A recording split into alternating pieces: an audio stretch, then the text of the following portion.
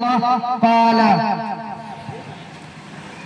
فسبقت عكاشة او كما قال النبی صلی اللہ علیہ وسلم۔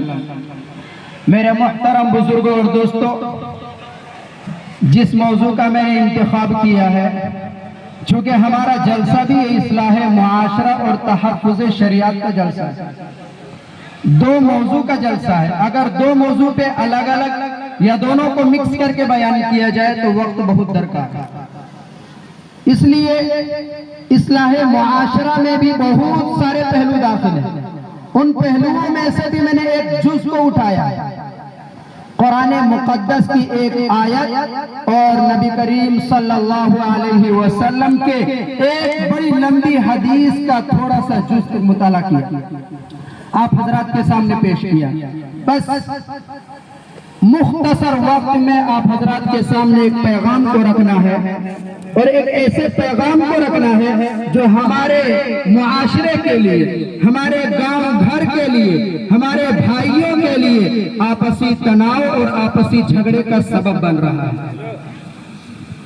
اللہ کے رسول صلی اللہ علیہ وسلم نے ارشاد فرمایا، الدین النصیحہ، کہ دین سراسر خیر خواہی ہے، سراسر بھلائی کا نام ہے، ایک دوسرے کے ساتھ محبت بانٹنے کا نام ہے۔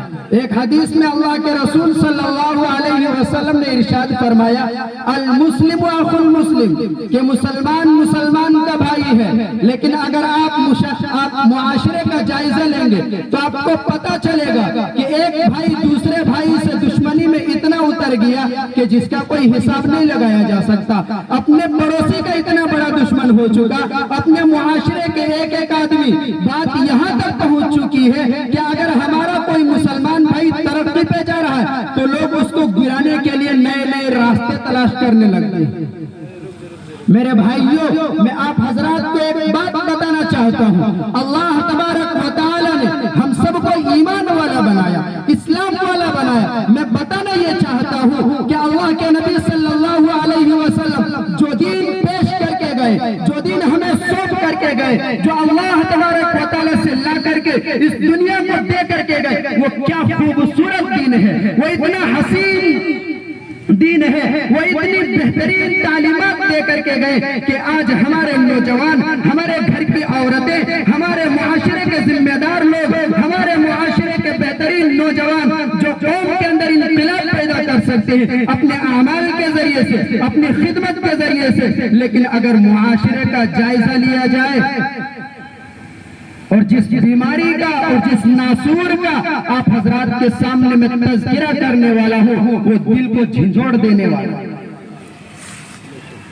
میرے بھائیو، ایسی بیماری، اور وہ بیماری کیا ہے بتاؤں آپ حضرات کو، سوچنے پہ مجبور ہو جائیں گے، وہ اتنی ناسور اور گندی بیماری۔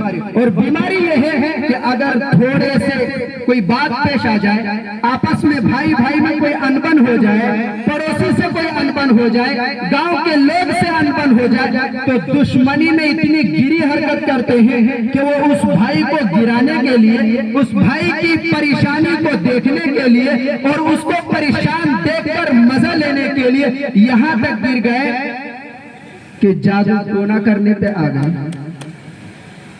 حالانکہ اللہ کا قرآن کیا کہہ رہا ہے، یا ایھا الذین آمنوا اخوہ، ایمان والوں کو مخاطب کر رہا ہے، اسلام والوں کو مخاطب کر رہا ہے، دین والوں کو مخاطب کر رہا ہے، قرآن والوں کو مخاطب کر رہا ہے۔ ہم تو دعویٰ کرتے ہیں نا کہ ہم اللہ والے، ہم دعویٰ کرتے ہیں کہ ہم نبی والے ہیں، ہم دعویٰ کرتے ہیں کہ ہم قرآن والے، ہم دعویٰ کرتے ہیں کہ ہم صحابہ والے، لیکن قرآن کیا کہتا ہے؟ قرآن بتا رہا ہے کہ تم ایمان والے ہو، لیکن ہماری کرتوت کیا ہے میرے بھائی؟ اور میں خاص طور سے اپنے گھر کی ماں و بہنوں، اپنے معاشرے کی عورتوں کو میں بتانا چاہتا ہوں کہ ذرا سی انبن میں اتنی گری حرکت نہ کیا کریں۔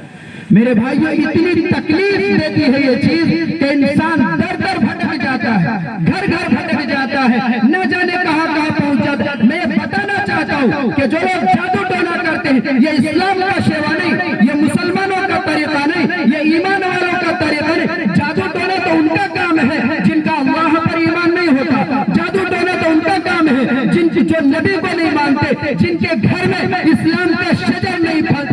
کھلتا، یہ تو ان کا کام تھا. لیکن آج ہمارے گھر کے اندر یہ چیز اتنی پنپ رہی، اتنی عام ہو گئی کہ اگر ذرا سی انبن ہو جائے تو کسی بابا کے پاس چلے جاتے، کسی پیر فقیر کے پاس چلے جاتے، کسی مولوی پیشاور مولوی کے پاس چلے جاتے، کئی مندر اور کئی مزار پر چلے جاتے ہیں. یہ ہے مسلمانوں کا شیوا. میں خاص طور سے اپنی ماں اور بہنوں کو مخاطب کر رہا ہوں کہ اللہ کے واسطے یہ چیزیں چھوڑ دیں. ذرا غور سے سنیں اللہ کے رسول ہمیں کیا تعلیمات دے رہے ہیں. المسلم من سلم المسلمون من لسانه ويده، کہ کامل مسلمان وہ ہے، اور مسلمان میں مرد و عورت داخل ہیں، الگ سے نہیں کہا.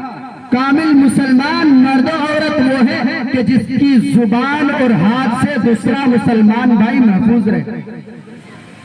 اور اگر صاف لفظوں میں یہ کہہ دیا جائے کہ ہمارے فتنے سے ہمارا دوسرا مسلمان بھائی محفوظ رہے، تب ہم کامل ایمان والے بن سکتے ہیں. اور میرے بھائیوں، یہ اتنی گری حرکت ہے. اور میں آپ حضرات کو ایک بات اور بتا دیتا ہوں کہ جو لوگ یہ گندی حرکت کر رہے ہیں انہیں بتا دینا چاہتا ہوں کہ یہ جو جادو ٹونا کرتے ہیں نا، نظریں باندھتے ہیں نا، دوسرے بھائیوں کو میاد باندھ کر کے پریشان کرنا چاہتے ہیں، میں انہیں بتا دینا چاہتا ہوں کہ اس کے اندر کچھ کلمات ایسے ہوتے ہیں کہ انسان کو مشرک بنا دیتا ہے. کچھ کلمات ایسے ہوتے ہیں جو انسان کو کافر بنا دیتا ہے، اسلام سے اس کا تعلق ختم ہو جاتا ہے. بڑے آئے کہنے کے لیے کہ ہم مسلمان ہیں، ہم اللہ والے ہیں، ہمارا ایمان اللہ پر ہے، ہمارا قرآن اللہ پر ہے، لیکن ہمارا ایمان نبی پر ہے. لیکن نبی کی تعلیمات کو نہیں دیکھتے کہ نبی صلی اللہ علیہ وسلم کی کیا تعلیمات ہیں.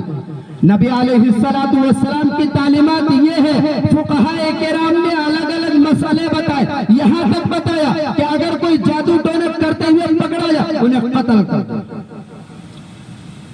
کرنے کا حکم دیا. بتائیے کتنا سنگین جرم ہے یہ، کتنا بڑا گناہ ہے یہ کہ قتل کا حکم دیا جا رہا ہے. لیکن ہم آسانی کے ساتھ ایک مسلمان بھائی کو گرانے کے لیے، ایک مسلمان بھائی کو پریشان کرنے کے لیے یہ چیز کر گزرتے ہیں. میرے بھائیوں، جو بھی یہ کرتے ہیں نا، براہ کرم باز آ جائے. ورنہ اس دنیا کے بارے میں علماء کرام نے لکھا کہ یہ دنیا دار المکافات ہے، یہ دنیا بدلے کی جگہ ہے. مطلب اس کا یہ ہے کہ آپ جیسا کریں گے ویسا بھریں گے. آپ اگر کسی کے ساتھ غلط کریں گے، اللہ تبارک و تعالی آپ کے ساتھ غلط کروا دے گا. آپ اگر کسی کی برائی کے بارے میں سوچتے ہیں، پلان تیار کرتے ہیں، اللہ تبارک و تعالی آپ کے لیے آسمان میں پلان تیار کر رہا ہے. اس لیے ذرا کان غور سے اور دل کے کانوں سے سنیں کہ براہ کرم اس چیز کو چھوڑ دیں. اپنے گھر میں سکون چاہتے ہیں، اپنے بال بچوں کے ساتھ سکون چاہتے ہیں، اپنے رشتہ داروں کے ساتھ سکون چاہتے ہیں، اپنے بیٹا بیٹی اور بھانجا اور بھانجیوں اور ناتے پوتی کے ساتھ سکون چاہتے ہیں، اور اپنے گھر میں اپنے چھوٹے چھوٹے بچوں کو، معصوم بچوں کو پھلتا اور پھولتا دیکھنا چاہتے ہیں. تو براہ کرم میں ادباً آپ سے درخواست کرتا ہوں اس چیز کو چھوڑ دیں اور نبی کریم صلی اللہ علیہ وسلم کی تعلیمات پر عمل کریں. المسلم من سلم المسلمون من لسانه ويده. اس حدیث کو اپنی زندگی میں لائیں، اس حدیث کو بنیاد بنا کر اپنی زندگی گزاریں، اس حدیث کو بات باندھ لیں کہ کبھی بھی ہمارے سے کسی مسلمان بھائی کو تکلیف نہ ہو جائے، کسی مسلمان بھائی کو میرے سے کوئی پریشانی نہ ہو جائے. ورنہ اگر آپ کسی کو پریشان کر دیں گے، اللہ تبارک و تعالیٰ آپ کو پریشان کر دے گا. اگر آپ کسی کو در در کی ٹھوکریں کھلوا دیں گے، اللہ تبارک و تعالیٰ آپ کو در در کی ٹھوکریں کھلا دے گا.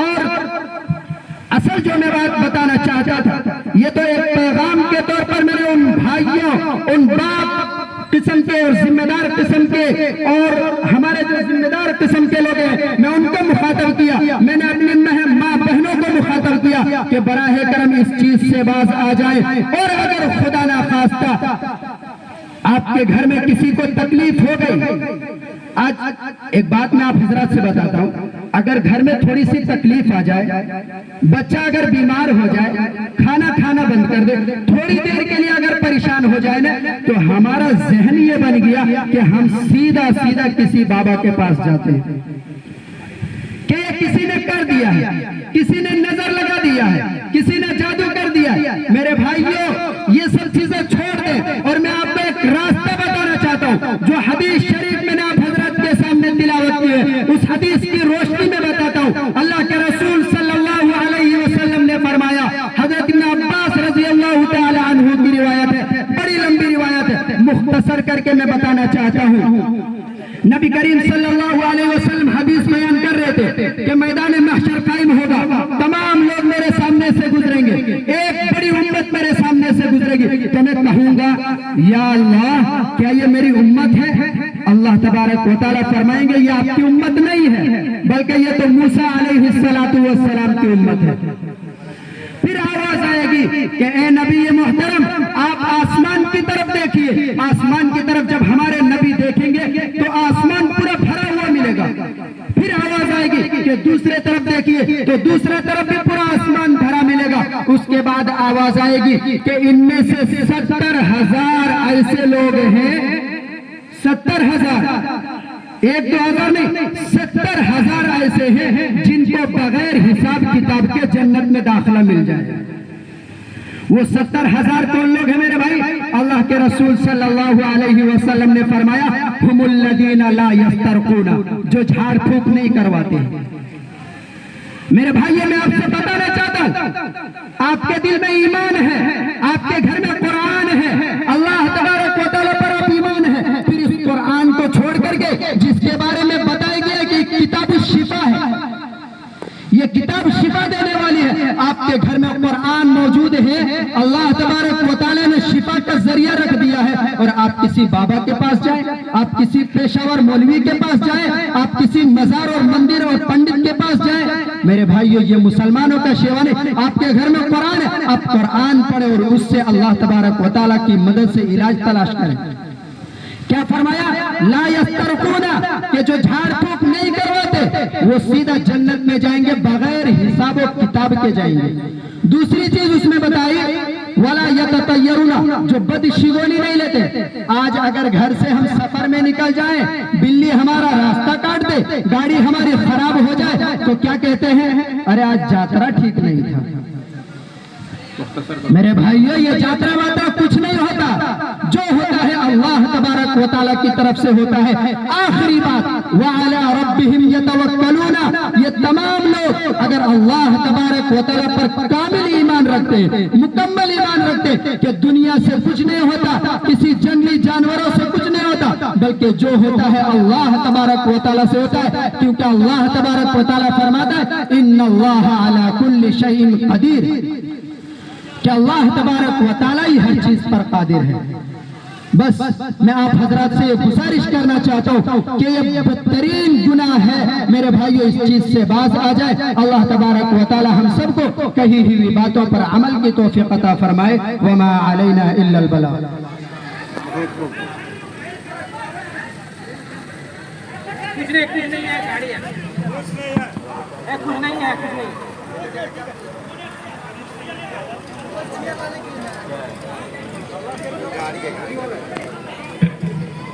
کچھ بھی نہیں ہے ادھر، بھیڑ مت لگائے، گاڑی جا رہی ہے ادھر بھائی۔